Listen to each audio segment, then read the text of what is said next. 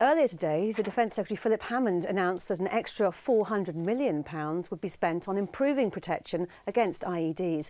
In an interview with our reporter Charlotte Cross, he said an extra 100 Foxhound vehicles would form the backbone of the extra investment.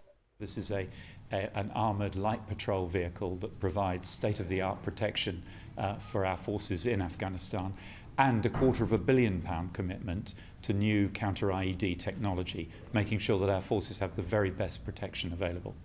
And what additional capabilities will the Foxhound vehicle provide to troops in theatre? As our role in Afghanistan changes and our forces are operating more in support of the Afghan national forces, we'll need a lighter patrol vehicle.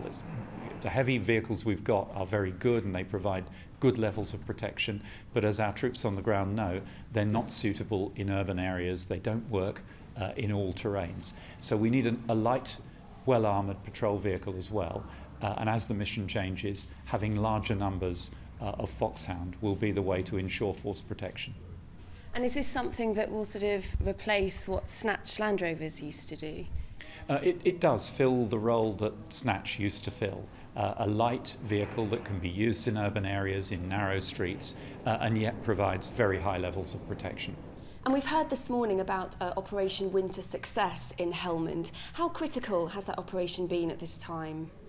Well, this is part of the overall plan to keep taking the fight to the Taliban in what they would normally regard as not the fighting season. So we'll keep the pressure on them. This is moving into and clearing an area where insurgents have been active and where there hasn't been a strong ANSF or ISAF presence in the past.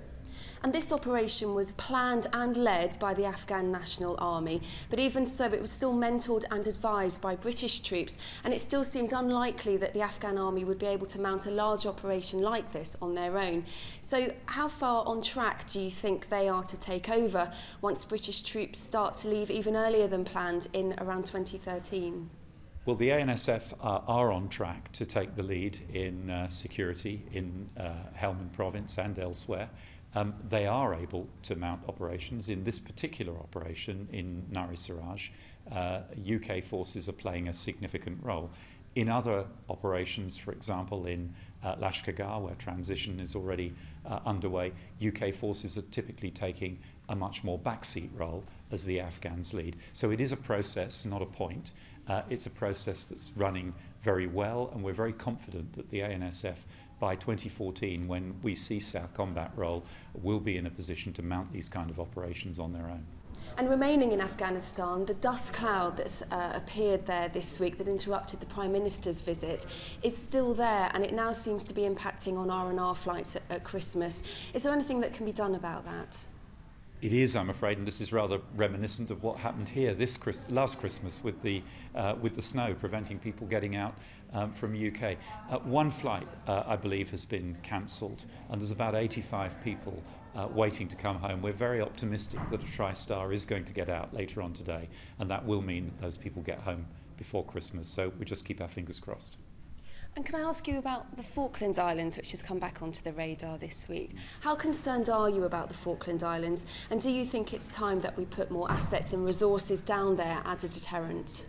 We very much deprecate the measures that have been announced this week by the Mercosur group of countries. We're not sure they'll have any tremendous practical effect, but they are yet another unjustified provocation by Argentina against the Falkland Islands' right to self-determination. But do you think we should be sending a stronger message to Argentina that we're not going to put up with that? Well, we're sending a very strong message. British ambassadors across South America have been delivering that message very clearly to their host governments over the last 24 hours. And we will continue to maintain a very clear and strong position on this. But the Falkland Islands are extremely well defended. They will continue to be well defended, and nobody should doubt our resolve to resist any pressure, whether diplomatic or otherwise, against the Falkland Islands. And finally, do you have a message for the armed forces this Christmas? I do, of course. We recognise, as we get ready to enjoying our Christmas here, that many of our armed forces around the world will not be with their loved ones at Christmas, particularly those deployed on operations. We all recognise and tremendously appreciate the sacrifice that they're making for us. and I wish them all a safe Christmas, and I hope they manage to get some break over the Christmas period, enjoy a Christmas lunch wherever they may be, and come back safely in the new year.